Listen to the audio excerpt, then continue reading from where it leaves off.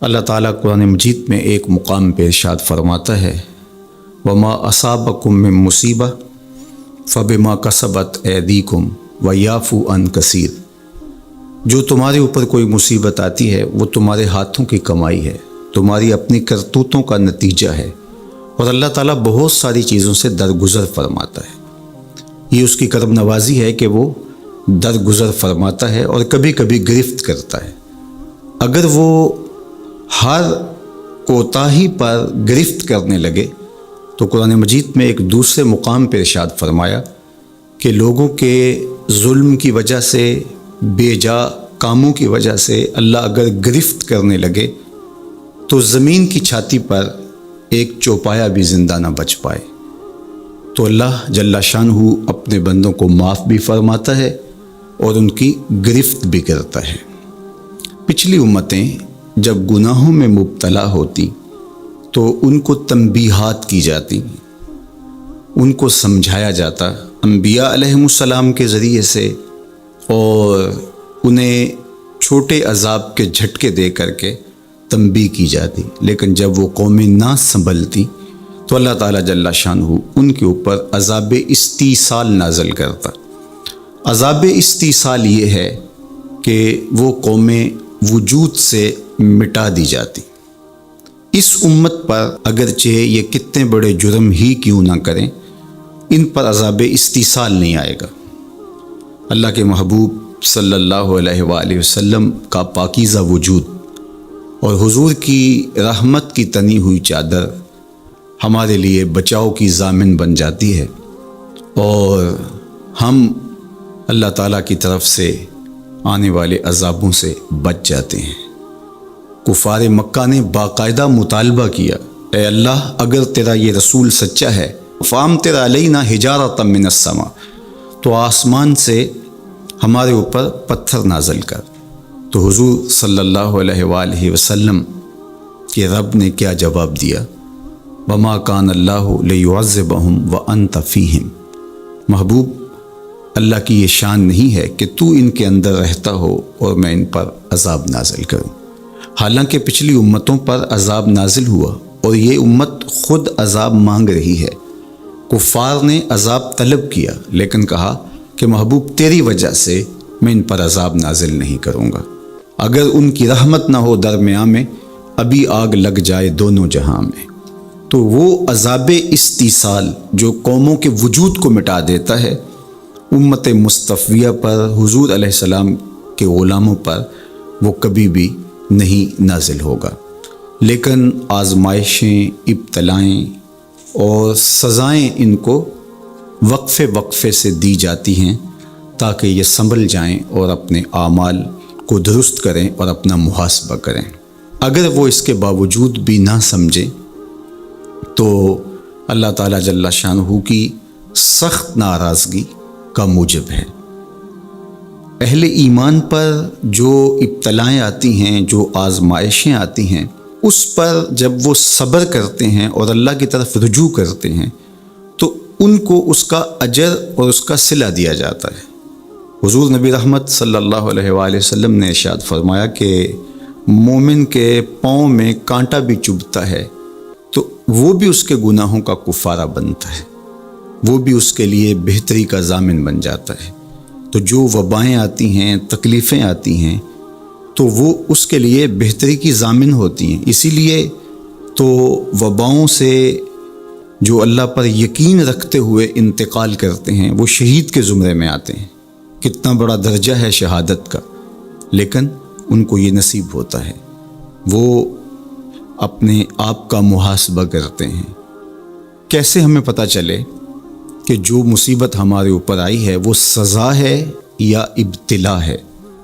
تو علماء نے کہا کہ جو وبا، جو مصیبت، جو تکلیف تمہیں پہنچتی ہے اس پر اگر تمہیں اللہ کی طرف رجوع نصیب ہوتا ہے تو وہ ابتلا ہے، اس سے تمہارے درجے بلند ہوں گے، تمہارے گناہ مٹیں گے۔ اور اگر ان آزمائشوں، ان امتحانات اور ان وباؤں کے باوجود بھی تمہارا اللہ کی طرف رجوع نہیں ہوتا اور تم اسی طرح اپنی زندگی کو گزارتے ہو جس طرح اس سے قبل گزارتے ہو تو وہ تمہارے لیے سزا ہے۔ تو مجھے اور آپ کو اس موقع پر دیکھنا ہوگا کہ ہم کس مرحلے سے گزر رہے ہیں، ہماری کیفیت باطن کیا ہے۔ کیا یہ خوف و ہراس کا عالم اور یہ وبائی امراض اور اس وقت پوری دنیا کے اوپر جو کیفیت ہے وہ ہمارے لیے اللہ کی قربت کا سبب بن رہی ہے، رجوع اللہ کا ذریعہ بن رہی ہے، توبہ و استغفار کا سبب بن رہی ہے؟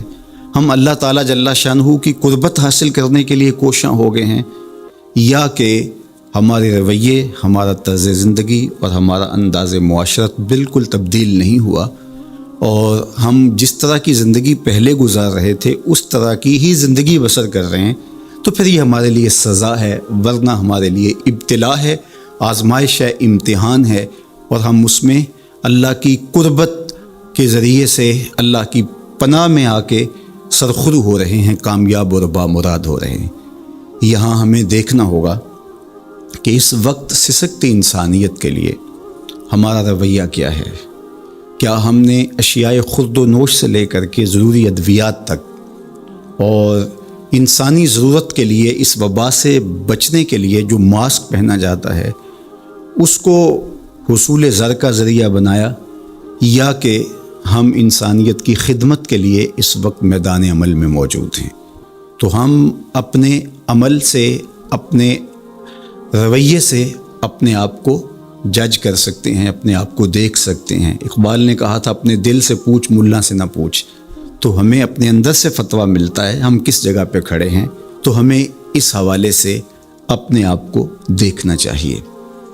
اللہ تعالیٰ جل شانہ نے ہمیں اس ابتلا میں، اس آزمائش میں مبتلا کیا ہے، تو اس میں اس کی حکمت بالغہ کیا ہے ہم نہیں جانتے، لیکن ہم اس کی طرف ہی رجوع کر کے، اس کے حضور عجز کر کے، اپنے گناہوں کی معافی مانگتے ہوئے کثرت استغفار کے ذریعے سے اس میں کامیاب اور سرخرو ہونے کی کوشش کریں۔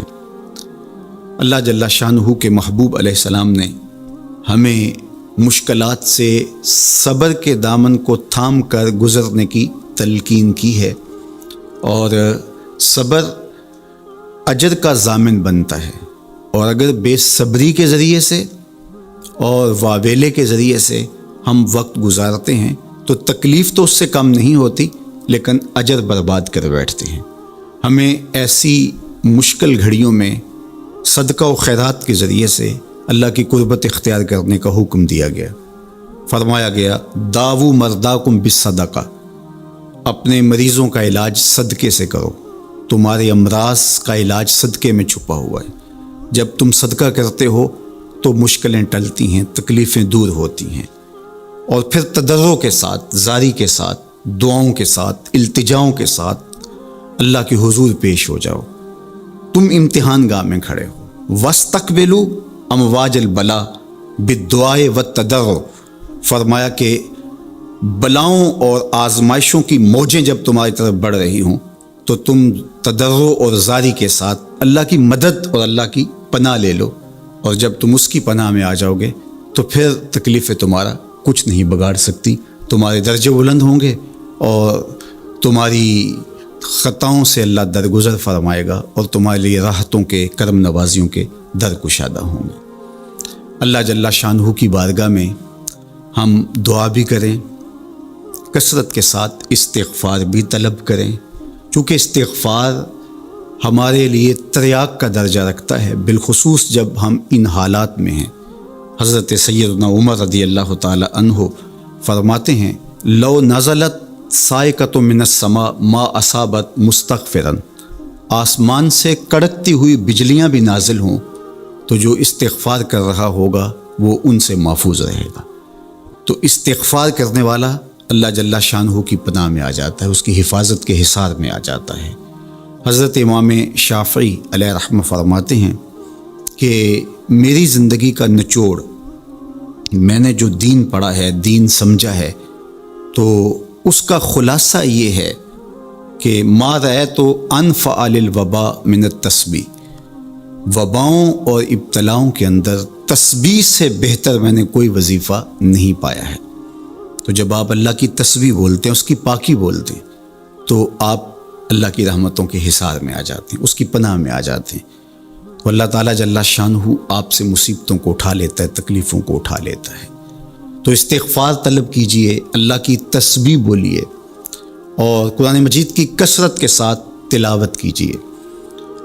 آج جب کہ فرصت کے لمحے ہمارے ہاتھ آ ہی گئے ہیں اور ہم کسی وجہ سے گھروں میں بیٹھ ہی گئے ہیں، تو اس موقع پر ہمیں کتاب اللہ کے ساتھ جڑنا چاہیے۔ کتاب اللہ کے ساتھ ہمارا تعلق جتنا مضبوط ہوگا، اللہ پر یقین اتنا ہی پختہ سے پختہ تر ہوتا چلا جائے گا۔ لیکن آج اگر سویر سے لے کر شام تک اور شام سے لے کر سویر تک ہم اپنا وقت یوں ہی برباد کر رہے ہوں اور ہمیں قرآن مجید کھول کر کے پڑھنے کی توفیق بھی میسر نہ آئے، تو پھر اس کا مطلب یہ ہے کہ ہم اس سزا کو کاٹ رہے ہیں، اس ابتلا سے اللہ کی قربت حاصل نہیں کر رہے۔ تو قرآن مجید کی تلاوت ہمیں اللہ کی قربت دیتی ہے، بلکہ ایک روایت میں آیا کہ جو شخص قرآن مجید کی تلاوت میں مشغول رہا اور اس مشغولیت کی وجہ سے اس کو دعا مانگنے کا موقع بھی نہ مل سکا، اللہ اس کو دعائیں مانگنے والوں سے زیادہ عطا فرمائے گا، چونکہ وہ اللہ کے کلام کے اندر مصروف ہو گیا۔ تو آج کل فرصت کے لمحات میں ہمیں اپنے بچوں کو بٹھا کر کے بھی ترغیب دینی چاہیے کہ وہ قرآن مجید کی تلاوت کریں، اور خود بھی قرآن مجید کی تلاوت اپنے معمولات میں شامل کرنی چاہیے۔ اور جتنے بھی یہ دن ہمیں میسر ہیں، اپنی روٹین اس حساب سے ہم بنا سکتے ہیں کہ قرآن مجید کے ساتھ ہم جڑ جائیں، اور اس کو اگر مفاہیم و مطالب کے ساتھ پڑھنے کا مزاج ہو اور روزانہ 1 پارہ یا 2 پارہ اس کے مفاہیم کے ساتھ، اس کے مطالب کے ساتھ اگر پڑھنا نصیب ہو جائے، تو پھر قرآن مجید کے پیغام کو سمجھنے کا ہمیں موقع مل جائے گا۔ چونکہ یہ کتاب ہمارے آقا و مولا حضور ختم المرتبت صلی اللہ علیہ وآلہ وسلم کی وساطت سے ہمارے نام، ہمارے رب کا پیغام ہے، سندیسہ ہے ہمارے رب کا۔ ہمارے رب نے ہمیں کیا کہا ہے ہمیں سمجھنا چاہیے۔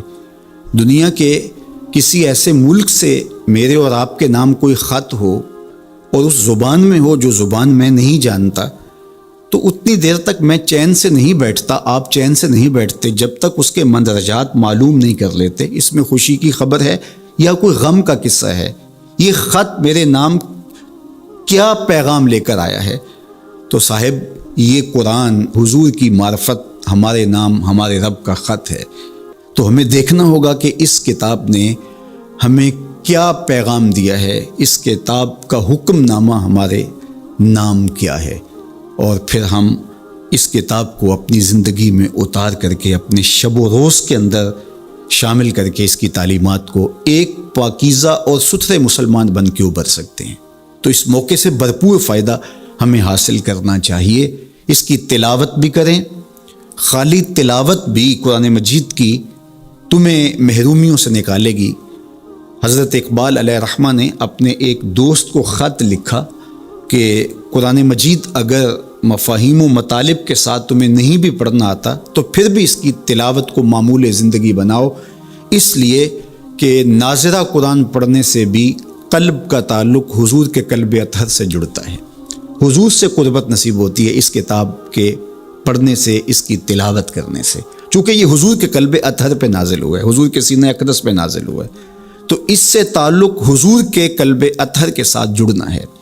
اور ہمیں فرمایا گیا کہ راتوں کی تنہائیوں میں اٹھ اٹھ کے قرآن پڑھا کرو اور قرآن پڑھتے ہوئے رویا کرو، اور یہ بھی فرمایا گیا فَإِن لَمْ تَبْكُوا فَتَبَاكُوا، اور اگر رونا نہ آئے تو رونے کی کوشش کیا کرو، تکلف کے ساتھ اپنے اوپر وہ کیفیت طاری کرو کہ تمہاری آنکھیں آنسوؤں کا خراج دیں اس قرآن کو پڑھتے ہوئے۔ کیا یہ تصور تھوڑا ہے کہ جب تم قرآن پڑھ رہے ہو تو اس خیال میں ہو کہ میں اپنے رب کا کلام پڑھ رہا ہوں؟ فرمایا تمہارا رب سے ہم کلام ہونے کو جی چاہے تو قرآن کھول کے بیٹھ جاؤ، یہ رب سے ہم کلام ہونا ہے۔ حضرت داتا گنج بخش علی حجویری علیہ الرحمہ سے ایک مرید نے کہا حضرت اگر رونے کی کوشش کریں تو پھر بھی رونا نہ آئے تو فرمایا پھر اپنے مقدر پہ رویا کرو، تم اتنے سنگ دل ہو گئے ہو کہ تم رونا بھی چاہتے ہو لیکن تمہاری آنکھیں آنسوں کا خراج نہیں دیتی۔ تو اس کتاب کے ساتھ جڑ کے، اس کتاب کے ساتھ وابستہ ہو کے، اس کے ساتھ تعلق خاطر قائم کر کے اپنی زندگی کو سنوارا جا سکتا ہے۔ یہ کتاب زندگی ہے، یہ نسخہ حیات ہے، نسخہ کیمیا ہے۔ فاش می گوئم آنکھ در دل مزمرست، این کتابیں نیز چیزیں دیگرست۔ اقبال نے کہا اگر میں کھل کے بتا دوں جو میرے سینے میں پوشیدہ ہے، یہ کتاب نہیں، یہ کوئی اور ہی چیز ہے۔ یہ زندگی بخش ہے، یہ حیات آفری ہے، اس کا ایک ایک لفظ نور دیتا ہے، اس کا ایک ایک حرف اجالے بانٹتا ہے۔ بلکہ وہ لوگ جو اس کتاب سے زندگی حاصل نہیں کرتے اور اس کتاب کے ہوتے ہوئے بھی محرومیوں کا شکار ہے، تو بڑی خوبصورتی کے ساتھ اقبال نے تنقید کی اور سوئے ہوئے ضمیر جگانے کی کوشش کی۔ ببند صوفی و ملا اسیری حیات از حکمت قرآن گیری، با آیاتش ترا کار جزی نیست کہ از یاسین او آساں بمیری۔ اقبال کہتے ہیں تو جاہل صوفی اور کاہل ملا کے ایسے پھندے میں پھنسا کہ تو نے قرآن سے زندگی تلاش نہیں کی۔ قرآن کی آیتوں سے تجھے صرف اتنا سروکار ہے، جب تیرے بوڑھے کی روح اٹک گئی تو سورہ یاسین لے کے بیٹھ گیا کہ میں اس کی تلاوت کروں اور اس کی روح آسانی سے نکل جائے۔ اقبال کہتے ہیں اس میں کوئی شک نہیں ہے، مرنے والے کو اس کا فائدہ ہوتا ہے، لیکن مجھے افسوس اس بات کا ہے کہ اس قرآن سے بھی تو نے مرنا ہی سیکھا، کاش اس قرآن سے جینا سیکھ لیا ہوتا۔ یہ تجھے زندگی کے کرینے سکھاتا، تجھے اسلوب حیات بتاتا، تجھے جینے کا طریقہ بتاتا، تجھے محمد عربی کی دہلیز پہ لے جاتا، تمہیں خدا کی قربت دیتا، خشیت الہی کے اجالے دیتا۔ یہ کتاب زندگی بخش اور حیات آفری تھی، تو نے کیوں اس کتاب کے ہوتے ہوئے اپنے آپ کو محرومیوں کے سپرد کر دیا؟ تو یہ موقع ہمیں ملا ہے زندگی کی گہما گہمی میں، زندگی کی چکا چون میں، سویر سے شام تک، شام سے سویر تک بھاگم بھاگ لگی تھی، تو کسی وجہ سے لمحے فرصت کے ہاتھ آ ہی گئے ہیں۔ تو آئیے ہم اپنا ربط کتاب اللہ سے جوڑیں، قرآن سے جڑ جائیں اور اس کی تلاوت کو شعار زندگی بنا لیں۔ گر تو می خواہی مسلمہ زیستن، نیست ممکن جز بقرآن زیستن۔ اگر تو مومن بن کے، مسلمان بن کے جینا چاہتا ہے تو قرآن کے بغیر تیرا ایک لمحہ بھی نہیں بیت سکتا۔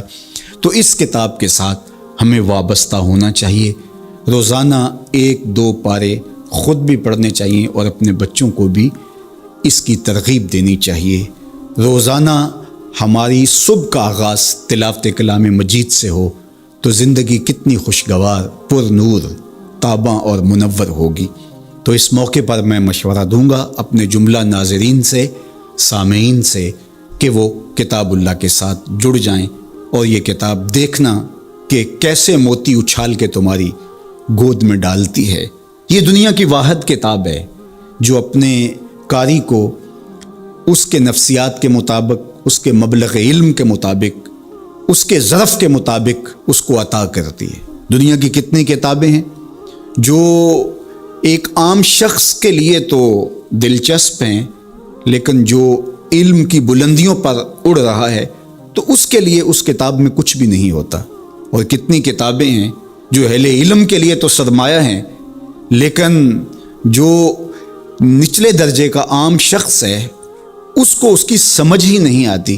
لیکن قرآن ایک ایسی کتاب ہے، اس کو جس طبقہ زندگی سے تعلق رکھنے والا پڑھے، چاہے وہ ایک عام شخص ہو اور چاہے وہ بہت بڑا مدقق ہو، جو بھی پڑھے قرآن اس کو اس کے ظرف کے مطابق فیض دیتا ہے۔ ہم ہوئے، تم ہوئے کہ میر ہوئے، اس کی زلفوں کے سب ہی اسیر ہوئے۔ یہ اس کتاب کا اعجاز ہے، اس کتاب کا کمال ہے، اور یہ اپنے پڑھنے والوں کے لیے آسان ہے، رشد و ہدایت کی ضامن ہے اور اللہ کی قربت کا ذریعہ ہے، ہمیں زندگی گزارنے کا اسلوب دیتی ہے اور حیات آفرین کتاب ہے۔ تو اس کے ساتھ ہمیں جڑنا چاہیے اور اس موقع سے ہمیں بھرپور فائدہ حاصل کرنا چاہیے۔ ایک بات میں یہ بھی عرض کرنا چاہوں گا کہ اس موقع پر خاص طور پہ ہمیں تھوڑا سا اپنا محاسبہ کرنے کے لیے بھی وقت مل گیا ہے۔ بھاگ دوڑ کے اندر سویر سے شام تک ہمیں اپنے آپ پر غور کرنے کا موقع نہیں ملا اور مقصد حیات کو سمجھنے کی فرصت نہیں ملی۔ ہم کیوں آئے تھے دنیا پر؟ مقصد زندگی کیا تھا؟ کیا رزق کمانا ہی مقصود حیات تھا؟ چلو حلال ہی صحیح، یہ تو کام چیونٹی بھی کرتی ہے، صبح اپنی بل سے نکلتی ہے، کسی کو ضرر نہیں دیتی، تکلیف نہیں پہنچاتی، حلال رزق جمع کرتی ہے، اور شام تک وہ اس کام میں لگی رہتی ہے۔ موسم برسات کے لیے بھی جمع کرتی ہے، اپنے بچوں کے لیے بھی ضرورت پوری کرتی ہے، کسی کو تکلیف بھی نہیں پہنچاتی۔ اگر یہی وظیفہ حضرت انسان کا ہے تو پھر انسان میں اور حیوانات میں، بہائم، وحوش، طیور میں فرق کیا ہوا؟ یہ اشرف المخلوقات پھر کس بات پہ ہوا؟ تو کیا یہ انسان کے لیے باعث شرف ہے؟ نہیں، انسان کے لیے شرف کا سبب کوئی اور ہے۔ اس نے اپنے مقصد کو سمجھنا تھا، آنے کے مقصود کو جاننا تھا، اور جو اپنے مقصود زندگی کو ہی نہیں سمجھ پایا تو قرآن نے ایک مقام پہ ارشاد فرمایا، من کان فی ہذہ اعمی فہو فی الآخرۃ اعمی، جو اس دنیا میں اندھا رہا کل قیامت کے دن بھی نابینا اٹھایا جائے گا۔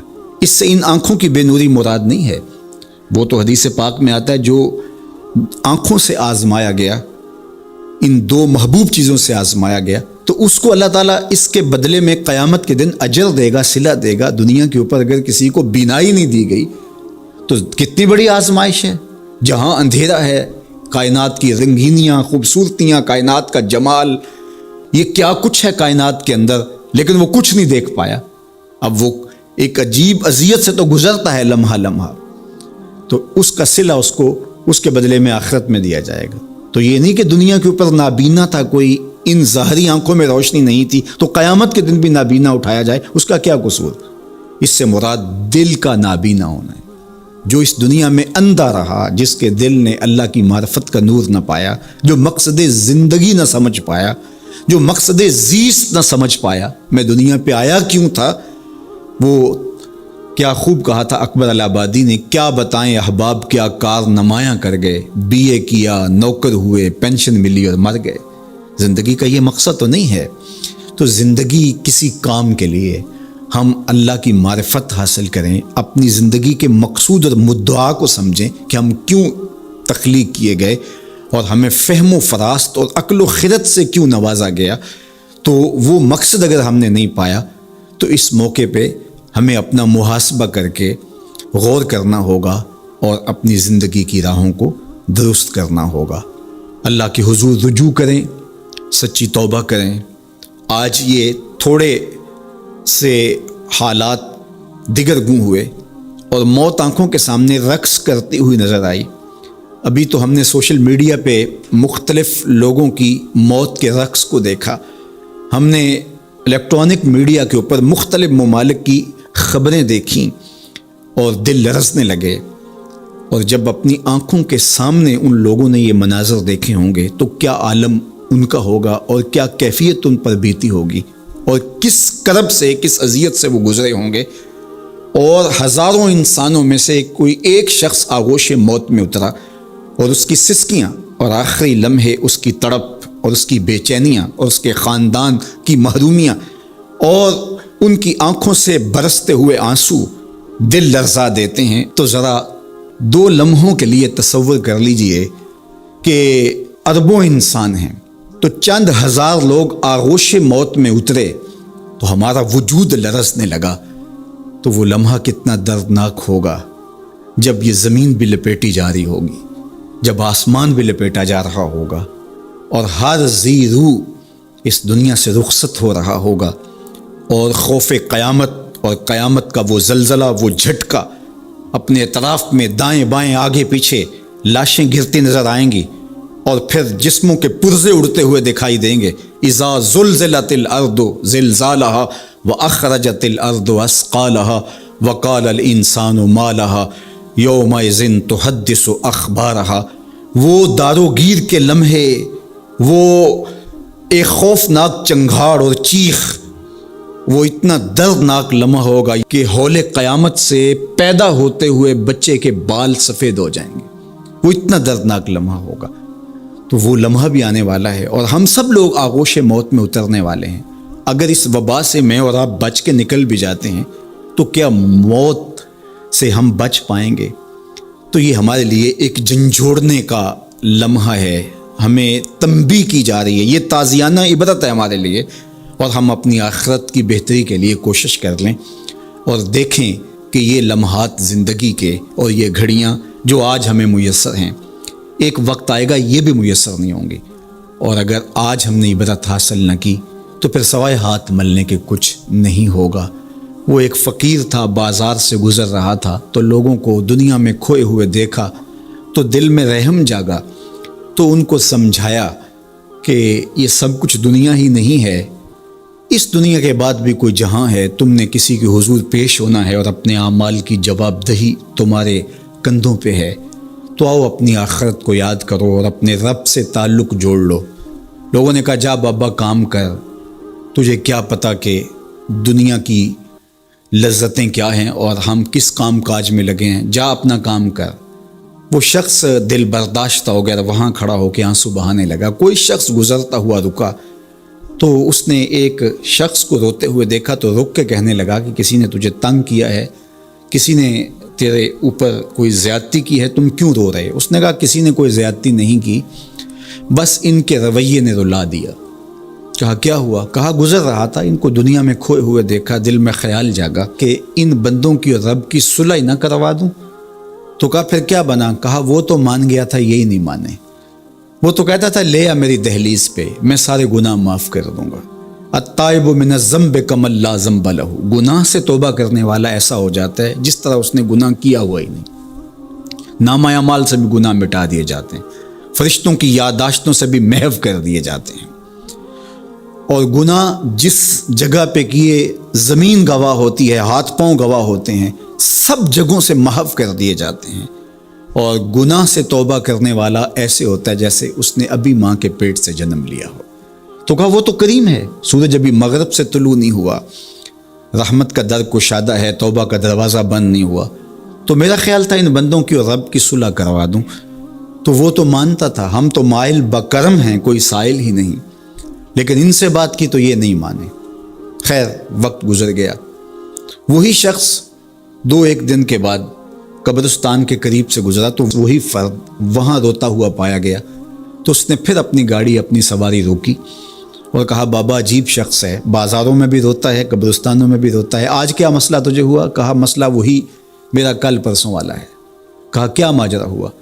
کہا بازار میں گیا تھا اور میرا خیال تھا کہ بندوں اور رب کی صلح کروا دوں، وہ تو مان گیا لیکن یہی نہیں مانے، مایوس ہو کے آج قبرستان والوں کے پاس آ گیا اور یہاں میرا خیال یہ ہوا ان کی اور اس کی صلح کروا دوں۔ تو بڑی دلچسپی سے پوچھا کہ آج کیا بنا؟ کہا آج یہ مان گئے ہیں، وہ نہیں مانتا۔ تو قبل اس سے کہ ہم مانیں، یا لیتنی قدمت لحیاتی، ہائے میں نے یہ زندگی آخرت کے لیے آگے بھیج دی ہوتی، لیکن وقت بیت چکا ہو۔ تو آج وقت ہے، وقت پر کافی ہے قطرہ بھی آب خوش ہنگام کا، جل گیا جب کھیت برسا می تو پھر کس کام کا۔ میں نے تو کتب میں پڑھا ہے کل قیامت کے دن نیکوکار بھی پچھتائیں گے، بدکار بھی پچھتائیں گے۔ بدکاروں کا پچھتانا تو سمجھ میں آتا ہے، نیکوکار کیوں پچھتائیں گے؟ جب وہ اپنے اچھے اعمال کی جزا دیکھیں گے تو وہ پچھتائیں گے، جو چند لمحے ضائع کر دیے وہ بھی کیوں ضائع کر دیے، وہ بھی یاد الہی میں بسر کیے ہوتے۔ اور جنہوں نے اپنی زندگی گناہوں میں گزار دی، خواہشات نفس میں گزار دی، آرزوؤں اور تمناؤں میں بسر کر دی، دو دنی چار کے چکر میں پڑے رہے، دولت کے انبار لگ گئے، پھر بھی نفس رجا نہیں ہے، اندر کی خواہشات تشنا کی تشنا ہی رہی، پھر بھی سیرابی نہیں ہوئی۔ کوزائے چشم حریصاں پر نشد، تا صدف کانے نشد پر در نشد۔ رومی علیہ رحمہ فرماتے ہیں حریص کی آنکھ کا پیالہ نہیں بھرتا۔ کہا کہ جب تک صدف کانے نہیں ہوتا اس میں موتی نہیں آتے، اور سادی شیرازی بولتے ہیں کہ پیٹ بھر جاتا ہے آنکھ نہیں بھرتی۔ تو ساری زندگی حال من مزید کے نعرے لگاتے رہے، جتنا بھی میسر ہوا پھر آگے بڑھتے رہے، آگے بڑھتے رہے، کسی جگہ پہ بھی فل سٹاپ نہ آیا، اور زندگی یوں گزرتی رہی، بسر ہوتی رہی، اور اپنی زندگی برباد کر دی، حتی زرتم المقابر، یہاں تک کہ قبروں میں جا پہنچے۔ تو آج اپنی آنکھوں کے سامنے موت کا رقص دیکھ رہے ہیں، اور ہم پوری کائنات کے اندر دیکھ رہے ہیں کہ جو وسائل سے مالا مال تھے، جنہوں نے دنیا کو تسخیر کرنے کا دعویٰ کیا تھا، جن کا خیال یہ تھا کہ ہم ہر طرح کے حالات سے نپٹنے کی صلاحیت رکھتے ہیں، ہمارے پاس تمام وسائل میسر ہیں، لیکن آج کس طرح بے بسی کی تصویر نظر آتی ہیں۔ ایک چھوٹا سا وائرس ہے جو خوردبین سے دیکھا جاتا ہے، اور اس نے انسان کو بے بس کر دیا۔ تو انسان کو سمجھنا چاہیے کہ اللہ کی طاقت کتنی ہے۔ ایک تو قیامت کے دن جب لوگ آغوش موت میں ہوں گے اور بڑے بڑے متکبرین، سرکش، متمردین، بادشاہ، شہنشاہ، کج کلا آغوش موت میں ہوں گے، تو اللہ تعالیٰ فرمائے گا آج کس کی بادشاہی ہے؟ تو کوئی نہیں بول سکے گا۔ اللہ فرمائے گا انا المالک، میں بادشاہ ہوں۔ فرمائے گا این المتکبرون، تکبر کرنے والے کہاں ہیں؟ تو کہاں ہوں گے تکبر کرنے والے؟ کوئی سر اٹھانے کے قابل نہیں ہوگا۔ اللہ فرمائے گا میں ہوں متکبر، کبریائی مجھی کو زیبا ہے۔ تو یہ کل جو ماننا ہے تو اچھا نہیں کہ آج ہی مان لیں اور اپنی زندگی کو اس کی راہوں پہ لگا لیں۔ تو یہ مختصر زندگی اللہ کی امانت ہے۔ اللہ جل شانہ ہمیں اس زندگی کو اس کے راستے میں لگانے کی توفیق دے۔ یہ آزمائش کی گھڑیاں، یہ سزا کے جھٹکے، یہ عبرت کے تازیانے، یہ ہمارے سمجھانے کے لیے ہوتے ہیں۔ حضرت امام غزالی فرماتے ہیں یہ ڈوبتا ہوا سورج روز ہمیں بتاتا ہے کہ میاں زندگی پائیدار نہیں ہے، ایک دن تمہاری زندگی کا سورج بھی ڈوب جانا ہے۔ یہ پھیلی ہوئی قبریں، یہ جوانی سے بڑھاپے کی طرف بڑھتے ہوئے لوگ، یہ اٹھتے ہوئے جنازے، یہ سب کچھ تمہیں بتاتے ہیں۔ تم سمجھو اور اپنی زندگی کو خیر کی راہوں پہ ڈال لو۔ آج لمحہ ہے زندگی کا موجود لمحہ، اور آج کا پچھتاوا کل کی بہتری کی ضمانت ہوگا۔ کل کا پچھتاوا سوائے حسرت بڑھانے کے اور کچھ نہیں ہوگا۔ اللہ مجھے آپ کو زندگی کی اچھائیاں نصیب فرمائے۔ اج ساوی نے کھلے راوی نے انج ٹوک انوکھڑے ٹوک دے نہیں، ٹر پویں تے پینڈے مک جاندے کار بیٹھیاں فاصلے مک دے نہیں۔ تو آج ایک ایک قدم بھی چلیں گے تو منزل تک پہنچ جائیں گے، لیکن کل یہ قدم شل ہو جائیں گے، یہ زبان بولنے سے بند ہو جائے گی۔ یہ دارالعمل ہے، وہ دارالجزا ہے، پھر دارالجزا میں عمل نہیں ہوگا، پھر پچھتاوا، پھر ڈاڈا پچھتاوا، سخت پچھتاوا، حسرت پہ حسرت، دکھ، اذیت۔ ہائے کوئی چیخ چیخ کے کہتا تھا میں اس کی بات مان لیتا، میرے گھر میں قرآن پڑھا تھا میں کھول کے دیکھ لیتا، میں مصلحین کی بات سن لیتا، میں اٹھتے ہوئے جنازوں سے کچھ سمجھ لیتا، میں قبرستانوں میں جاتا، ٹوٹی شکستہ قبریں مجھے کوئی کہانی سنا رہی تھی، جن کا طوطی بولتا تھا، پھر ان کی قبروں پہ خاک بھی اڑتی میں نے دیکھی، لیکن میں نے کسی سے عبرت حاصل نہ کی۔ میں نے سمجھا کہ یہ جوانی ہمیشہ رہے گی، یہ زندگی ہمیشہ رہے گی، لیکن سارا خواب تھا ٹوٹ کے بکھر گیا۔ تو آج پچھتاوا ہے، تو کل جو پچھتانا ہے تو آج ہی پچھتا لیں اور اپنی زندگی کو اللہ اور اس کے رسول کی راہوں پہ لے آئیں۔ اللہ مجھے آپ کو اپنی راہوں کا مسافر رکھے اور زندگی کو حضور علیہ الصلوۃ والسلام کی اطاعت کے، فرما برداری کے دائرے میں لے آئیں۔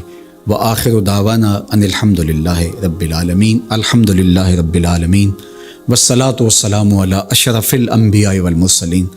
اللہ اٹھے ہوئے ہاتھ، پھیلی ہوئی جھولیاں اپنی رحمتوں سے بھر دے، بخت کی بہاریں نصیب فرما دے، مقدر کی خزائیں رخصت کر دے۔ جئیں تو تیرے لیے، مریں تو تیرے دین کے لیے، زندگی کی آخری ہچکی تک تیرے رسول کے وفادار رہیں۔ ہر علت، ہر قلت، ہر ذلت سے رہائی عطا کر دے، اپنے محبوب کے در کی گدائی عطا کر دے۔ نفس و شیطان کے مکر و فریب سے، دجل و تلبیسات سے ہماری حفاظت فرما۔ اے اللہ ان وباؤں سے نجات عطا کر دے۔ اے اللہ تیری مخلوق تڑپ رہی ہے، سسک رہی ہے، میرے مالک اپنی مخلوق پہ رحم فرما اور اپنا خاص کرم فضل ان پہ نازل کر دے۔ اے اللہ اس وبائی مرض سے نجات عطا کر دے، اپنا خاص کرم فضل اللہ امت مسلمہ کا مقسوم کر دے۔ اللہ میرے وطن کی خیر فرما، میرے ملک کو امن کے اجالے عطا کر دے۔ اللہ میرے ملک کی معیشت کو جمال عطا کر دے، خیر، خیریت، برکت، رحمت اور راحت ہمارا مقدور کر دے۔ اٹھے ہوئے ہاتھ خالی نہ موڑنا، پھیلی ہوئی جھولیاں اپنی رحمتوں سے بھر دے۔ ساری زندگی اپنی چوکھٹ کا فقیر رکھنا، اپنی دہلیز کا نوکر رکھنا، کبھی کسی کا محتاج نہ کرنا، ہمیشہ اپنی چوکھٹ کا فقیر رکھنا۔ اللہ ہم تیرے عاجز، ناتواں، کمزور بندے تیری دہلیز پہ ہاتھ پھیلائے، جھولیاں پھیلائے تیری رحمت کی بھیک مانگ رہے ہیں۔